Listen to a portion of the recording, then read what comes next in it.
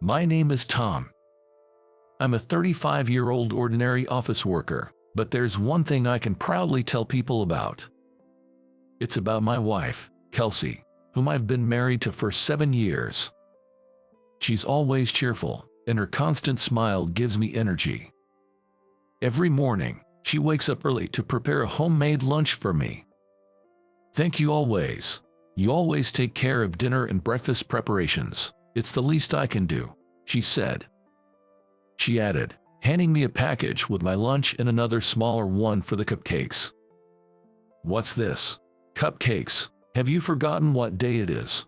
It's the anniversary of our special start, she reminded me. Oh, right, I chuckled, reminded by Kelsey.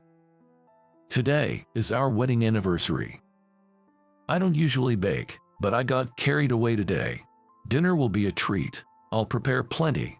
Thank you. With the beautifully wrapped cupcakes in hand, I left home with a smile. This made me feel ready for the day. But my simple joy was about to be ruined. Oh, what's that? That pool-looking bag of sweets. During my break at work, as I was about to put my lunch and the homemade cake into the fridge in the break room, someone called out to me. It was Linda, my direct supervisor. For some reason, she always finds ways to be mean to me. Arms crossed, she looked down at me with a sly grin. Not again. How unpleasant. I didn't want to deal with her, but I couldn't ignore her. Linda, do you have something to say? No, not really. Just wondering why, with our company's decent salary, you're so fixated on saving. With your usual pull a man's lunch and now this cheap-looking bag of sweets. Linda chuckled. It must be tough having a wife who's into saving, especially when her husband could be fired any day. Haha. I don't think that's an appropriate way to speak, I said, feeling my temper rise. This was especially true since she was insulting Kelsey, prompting me to respond more strongly than I intended. Oh, I'm just stating the truth.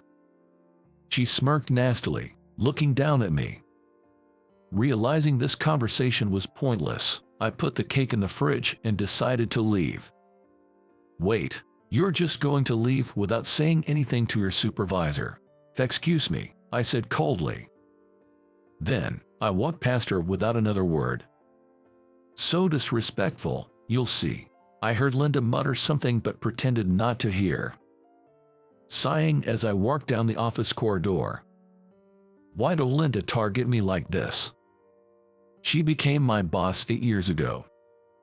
Before that, we were colleagues who started in the same year. We got along well and even went out for drinks together. I thought our relationship wouldn't change even after she became my boss, but I was wrong. Her attitude changed abruptly the year after I got married. Enduring daily complaints and sarcasm became the norm. I was given only menial tasks and no longer trusted with important work. I've been through a lot at the company and thought about quitting many times. I've been working hard, knowing Kelsey is waiting for me at home. What is this cake? It's awful. Startled by Linda's loud voice, I looked up from my work at my desk. She was holding a cupcake with a puzzled look on her face. Seeing the package on my desk, I immediately recognized it as the cake Kelsey had made for me. Hey, what are you doing? Even though she is my boss, it's outrageous that she touched my personal belongings. I couldn't help but raise my voice at such unreasonable behavior.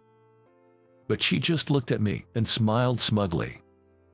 How can you eat something so tasteless? Is your wife's sense of taste off? Saying that, she threw the cupcake into the trash can next to the desk.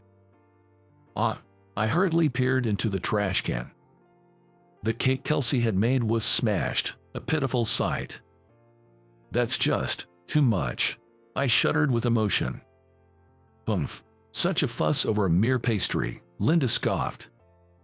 Her angry voice drew the attention of other employees. But as soon as Linda glared around, they quickly averted their eyes. Everyone is afraid of her. With unsteady steps, I moved away from the trash can and weakly returned to my desk. Is it really acceptable to discard my precious belongings into the trash? Such a violation, even if I'm not good at my job. Lost in shock, Linda showered me with more words. Today is your wedding anniversary, right? I read the message card from your wife. As a celebration, I'll give you overtime. I wonder if your wife will wait up late for you. She laughed annoyingly. Unable to think, I just sat at my desk, drained.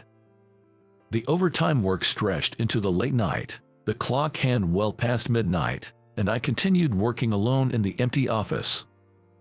I couldn't even celebrate our wedding anniversary with Kelsey. I missed the last train and had to take a taxi home, but the lights at the house were off. She couldn't have waited that long. Unlike me, Kelsey balances housework and her job, living a busy life every day. There's no way she would wait up this late for me. I was so focused on organizing documents that I completely forgot to call her and tell her I would be late. Passing through the dark entrance, I headed to the living room. Suddenly, the living room lit up, and the sound of party crackers filled the room. Happy anniversary, darling. There was Kelsey, holding crackers, smiling at me. Tired from overtime, but I wanted to celebrate our anniversary together, so I stayed up late. The food might have gone bad, so I put it in the fridge, but I'll prepare it now. She cheerfully addressed me, still in shock. Yeah. Seeing Kelsey's warm smile, the tears I had been holding back overflowed. What's wrong? Seeing me suddenly cry, Kelsey rushed over. Sorry, something bad happened at work. What happened? Tell me. But I don't want to upset you. What are you talking about? We're a couple, aren't we? What kind of partner would I be if I don't listen when you're struggling? Kelsey. I lifted my somber face and slowly started to tell her about what happened at work. Hearing my story, Kelsey's face turned angry. That's just harassment, not work. You should quit a company that has a boss like that, Kelsey exclaimed. As much as the harassment is terrible, quitting isn't really an option. What if you get sick because of that supervisor? I don't want you to become ill. No, I don't think it will get that bad.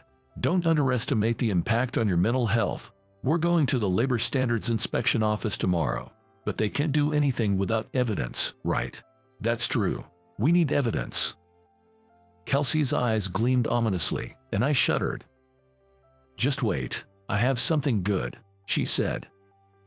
Then she went to the next room and returned with something in her hand. I had a really bad feeling about this. This might be a bad idea.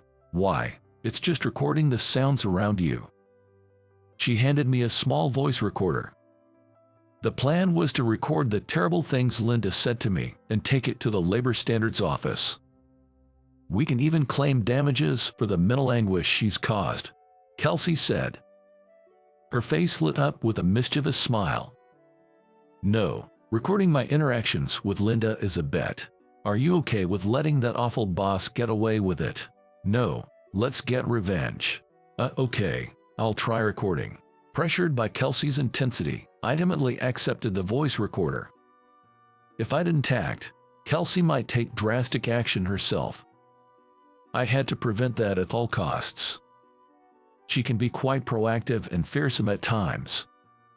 A few days later, Linda and I were summoned by the HR manager, Michael. Linda, what's this about? Michael played the voice recorder I had submitted to the Labor Standards Office. This is... Linda's face turned pale as she listened to her voice from the recorder. Really? Everyone would work better if a useless person like you weren't here. Your wife makes such poor-looking lunches. Listening to the playback made me feel sick. I had to cover my mouth. Are you okay, Linda? What's all this? Well, I was just guiding him. Is berating his wife's cooking part of your guidance? There's a reason for that. It's unreasonable to expect women to always make lunches. We're in an era of gender equality, but you're criticizing a lunch made by a woman. Yes, I'm sorry. Apologize to him, not me. As soon as Michael said that, Linda clenched her mouth and glared at me. It's his fault. I've been giving him signals for so long. He must have had feelings for me too. But then he marries another woman. What?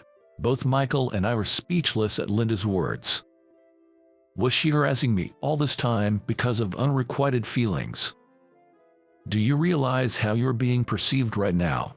What do you mean? Look at this. The moment Linda saw the cell phone screen that Michael showed her, her face changed color as she exclaimed, "What? What's this?"